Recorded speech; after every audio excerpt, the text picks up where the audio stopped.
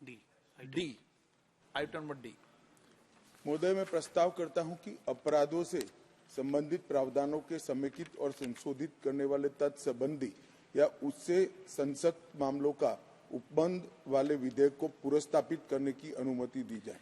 प्रश्न है कि विधेयक को पुरस्तावित करने की अनुमति प्रदान की जाए। जो सदस्य इसके पक्ष में हाँ कहें, जो सदस्य विरोध में ना कहें। मेरे विचार में निर्णय हाँ वालों के पक्ष में, हाँ वालों के पक्ष में। माननीय मंत्री जी विधेयक को पुरस्तापित करें। माननीय स्पीकर महोदय, मैं विधेयक को पुरस्तापित करता हूं। आइटम नंबर ई। महोदय, मैं प्रस्ताव करता हूं कि दंड प्रक्रिया से संबंधित विधि को समेकित और संशोधित करने वाले विधेयक को पुरस्तापित करने की अनुमति दी जाए। प्रश्न ये कि विधेयक को पुरस्तावित करने की अनुमति प्रदान की जाए। जो सदस्य इसके पक्ष में हाँ कहें, जो सदस्य विरोध में ना कहें। मेरे विचार में निर्णय हाँ वालों के पक्ष में, हाँ वालों के पक्ष में। माननीय मंत्री जी विधेयक को पुरस्तापित करें। महोदय, मैं विधेयक को पुरस्तापित करता हूं। Item number F. महोदय, मैं प्रस्ताव करता हूं कि निष्पक्ष विचारणा के लिए साक्ष्य के सामान्य नियमों और सिद्धांतों के समेकन करने वाले विधेयक को पुरस्तापित करने की अनुमति दी जाए। प्रश्न है कि विधेयक को पुरस्तावित करने की अनुमति प्रदान की जाए। जो सदस्य इसके पक्ष में हाँ कहें, जो सदस्य विरोध में ना कहें। मेरे विचार में निर्णय हाँ वालों के पक्ष में, हाँ वालों के पक्ष में। माननीय मंत्री जी विधेयक को पुरस्तापित करें। माननीय स्पीकर महोदय, मैं विधेयक को पुरस्तापित करता हूं। आप अधीर रंजन जी को क्लियर करना चाहते हैं क्या? महोदय, माननीय विपक्ष के नेता ने जो सवाल उठाया, ये तीनों विधेयकों को मैंने सदन के सामने प्रस्तुत किया था और फिर उसको गृह विभाग के मामले की स्टैंडिंग कमेटी को विचारार्थ भेजा था। इसमें ढेर सारे सुझाव समिति ने कर विधेयक को वापस भेजा था। जो समिति ने सुझाव दिए थे उसमें से बहुत सारे सुझाव स्वीकार किए हैं सरकार ने।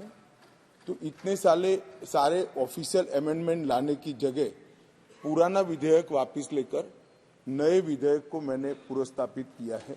इस हेतु पुराना विधेयक वापस लेकर नया विधेयक पुरस्तापित। Item number 20।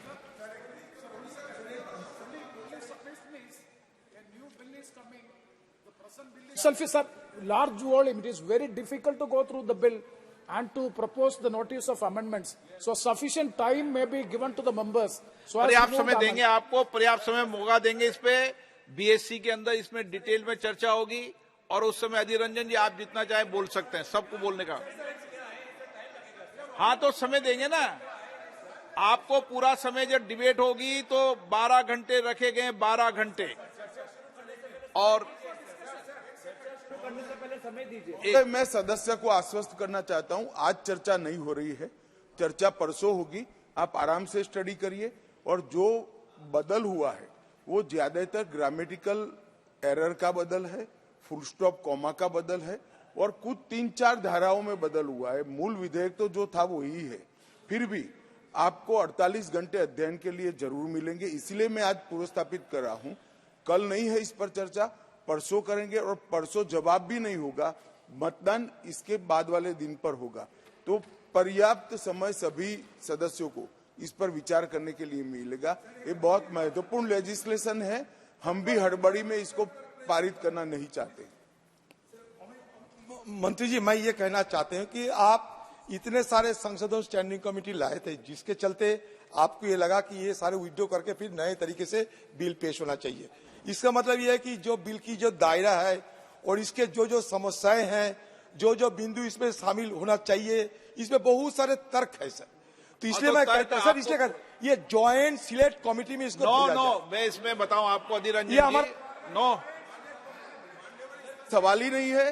स्टैंडिंग कमेटी ने एट लेंथ इस पर चर्चा करी है और मैंने जो कहा, ज्यादातर जो सुझाव और बदलाव है वो ग्रामेटिकल और भाषा के सुधार है।